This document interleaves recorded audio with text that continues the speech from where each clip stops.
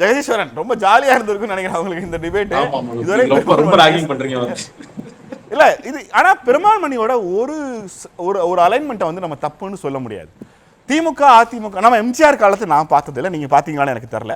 ஆனா ஒரு திரை பிம்பத்துக்கு அவங்க மேல போய் அப்படியே விழுறாங்க. நீங்க ஒரு சூப்பர்மேன் ஸ்பைடர்மேன் மாதிரி அப்படி கையை காமிச்ச உடனே அலை அலையாக மக்கள் வந்து அவர் மேல வந்து விழுறாங்க இல்லையா? அந்த அன்பை நீங்க ஒரு காலத்திலும் நிராகரிக்க முடியாது. அந்த அன்புக்கு பெருமாள் மணி ஒரு பேர் வைக்கிறார், அது பொலிட்டிக்கல் கரிஷ்மான்னு. அது வாக்குகளாக மாறும் அப்படிங்கிறாங்க. நீங்க அது மாறாத நம்புறீங்களா ஜெகதீஷ்? இல்லங்க, நான் என்னுடைய எல்லா விவாதங்களையும் நான் சொல்றது அது வாக்குகளாக மாறும். விஜய்க்கு வர்ற கூட்டம் எல்லாமே வாக்குகளாக மாறும். நிச்சயமாக ஒரு ஓட்டு கூட சிந்தாமல் சிதறாமல் வரும்.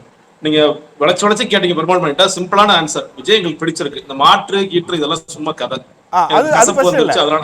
அதெல்லாம் கதை, அதெல்லாம் உண்மையான கதை. ஏன்னா இந்த மாற்றம்னு சொல்றவங்கள்ட்ட உங்களுடைய தொகுதியில இருக்கிற எம்எல்ஏ பேர் சொல்லணும்னு சொன்னா தெரியாது, எந்த கட்சி வந்து ஜெயிச்சதுன்னு கூட தெரியாது. ஆனா மாற்றுக்கான அந்த வாக்கள் விஜய் எனக்கு பிடிச்சி சிம்பிளா, அது வந்து என் வீட்டுல இருந்து நான் சொல்றேன், எனக்கு விஜய் பிடிச்சிருக்கு, நான் விஜய்க்கு ஓட்டு அளிக்கிறேன். அது விஜய் அண்ணான்னு சொல்லலாம், விஜய் தம்பின்னு சொல்லலாம், விஜய் தாத்தான்னு சொல்லலாம், விஜய் மாமான்னு சொல்லலாம், என்ன வேணாலும் பேர் சொல்லலாம். ஆனா விஜய் என்ன வேணாலும் சொல்லலாம், விஜய் பிடிச்சிருக்கு நீங்க. ஆனா இந்த மாதிரி ஒரு அன்பா இருக்காங்க. இப்போ ஒரு பையன் வந்து நான் கழுத்தை அறுத்துக்குவேன், நான் வந்து இப்படியே சொன்ன கழுத்தை அறுத்துக்குவேன், எங்க அண்ணன் வந்து குடும்பத்தை காப்பாத்துவார், இதை நான் மனப்பிறழ்வுன்னு சொல்லுவேன். இதை நான் வந்து இது அதீத அன்பு நான் கண்டிப்பா சொல்ல மாட்டேன். எல்லா தலைவர்களுக்கும் உண்டு இல்ல, அது எல்லா உண்டு இல்ல.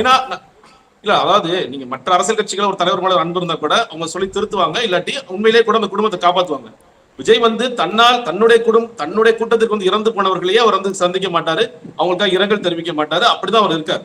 இந்த அதீத அன்புக்கு உண்மையிலேயே அவர் வந்து பொருத்தமானவர்னு கேட்டீங்கன்னா அதுவே இல்ல, அது போக குறைஞ்சிருந்தா நான் நினைக்கிறேன். அது ஒண்ணு.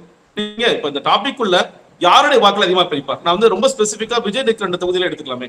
நீங்க வந்து பெரம்பூர்ல நிற்கிறார், நீங்க வந்து போன வாட்டி பெரம்பூர்ல திமுக ஆர்டி சேகர் பெற்ற வாக்கள் 52% மேற்பட்ட வாக்கள்.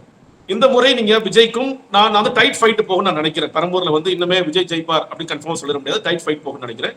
டைட் ஃபைட் போகுது அப்படின்னா இப்ப ஆர்டி சேகர் 40% எடுத்துட்டார் அப்படின்னா விஜயும் அந்த 40% நோக்கி வரணும்.